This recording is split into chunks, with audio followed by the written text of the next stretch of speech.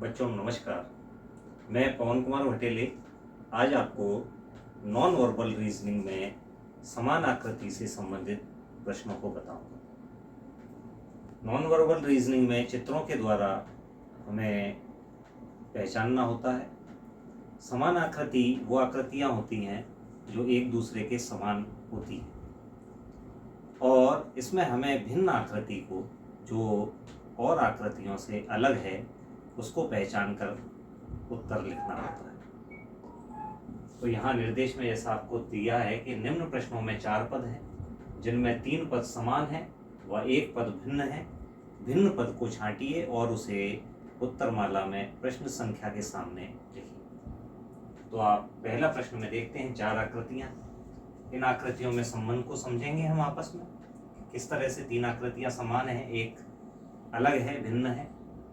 तो यहाँ सर्कल के अंदर सर्कल, सर्कल के अंदर सर्कल, वृत्त के अंदर वृत्त, वृत्त के अंदर वृत्त, 3 वृत्त है। इसी प्रकार दूसरी आकृति में त्रिभुज के अंदर त्रिभुज, त्रिभुज के अंदर त्रिभुज। चौथी आकृति में चतुर्भुज के अंदर चतुर्भुज, चतुर्भुज के अंदर चतुर्भुज, या वर्ग के अंदर वर्ग, वर्ग के अंदर वर्ग। जबकि तीसरी आकृति में त्रिभुज के अंदर वृत्त है। तो यहाँ आपको स्पष्ट दिखाई दे रहा है कि बाकी आकृतियों में जो आकृति बाहर है वही आकृति अंदर है, जबकि तीसरी आकृति में बाहर जो आकृति है वह अंदर नहीं है।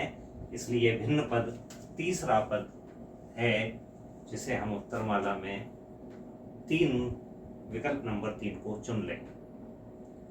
आइए अगला प्रश्न देखते हैं, प्रश्न नंबर 2।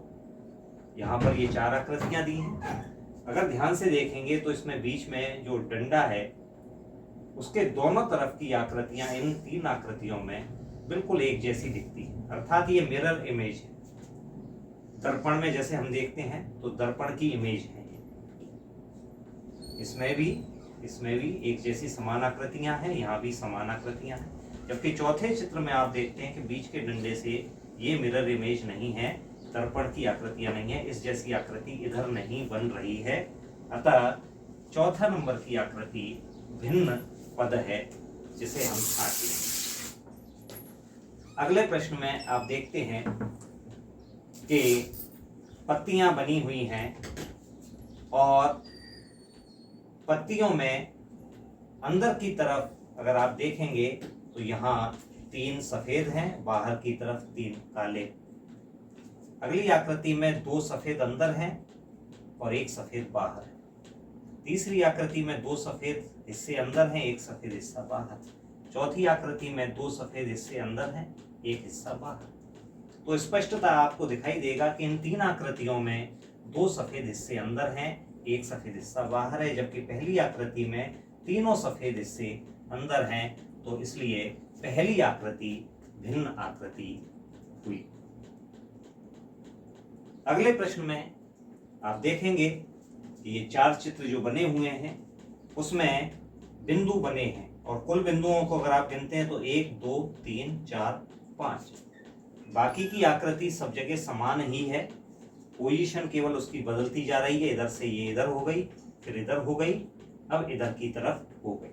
तो इसी को आप देखेंगे कि 1 2 3 ये जो इसको चेंज करा तो ये इस तरफ हुई, फिर इधर हुई, फिर इधर हुई। लेकिन इन तीनों में क्या अंतर दिख रहा है कि जहां इसमें अंदर की तरफ बिंदु है, यहाँ बिंदु अंदर की तरफ नहीं है, ये बिंदु इधर आ गया। जबकि बाकी आकृतियों में ये 3 बिंदु एक ही साइड में अंदर की तरफ भी हैं।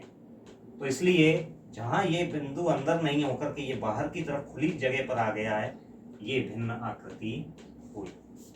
इस तरह से हम भिन्न आकृति को 2 नंबर की आकृति भिन्न है, जिसे उत्तरमाला में हम अंकित कर देंगे 2 नंबर लिखकर। इस तरह से हम भिन्न पदों को छांट लेते हैं और भिन्न पदों से हम प्रश्नों को हल करना सीखते हैं। आइए बच्चों अब अन्य उदाहरणों से समझते हैं। 5वें नंबर में आप देखते हैं कि यहाँ जो आकृतियां बनी हुई हैं, एक आकृति के अंदर दूसरी आकृति बनी, जिसमें नंबर 1, नंबर 3 और नंबर 4 में जो आकृतियां बाहर हैं वही आकृति अंदर भी बनी हुई। जबकि नंबर 2 विकल्प में बाहर वर्ग जैसी आकृति है, अंदर एक लंबी आयत जैसी आकृति है, तो ये समान आकृति समरूप आकृतियां नहीं है, बाकी आकृतियां समरूप हैं, इसलिए इसमें ऑड या भिन्न पद 2 नंबर का भिन्न पद है।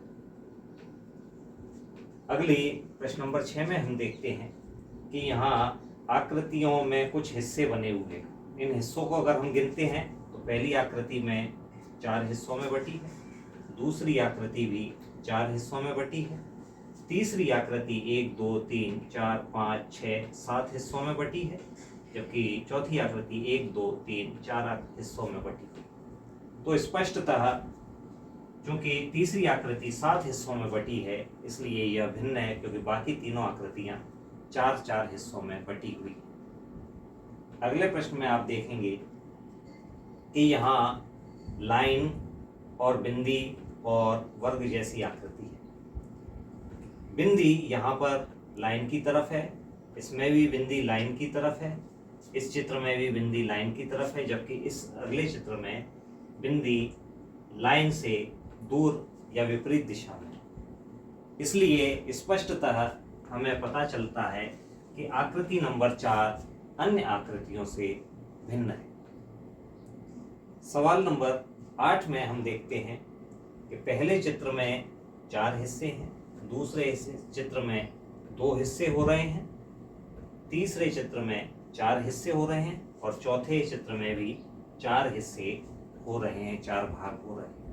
तो स्पष्टतः यहाँ भी हमें पता पड़ जाता है कि बाकी 1 3 और 4 नंबर के चित्र में जहाँ 4-4 हिस्से हो रहे हैं आकृति के, वहीं दूसरे नंबर के चित्र में आकृति के केवल 2 हिस्से हो रहे हैं, इसलिए यह भिन्न आकृति है, जिसको हम उत्तरमाला में अंकित कर देंगे सही विकल्प।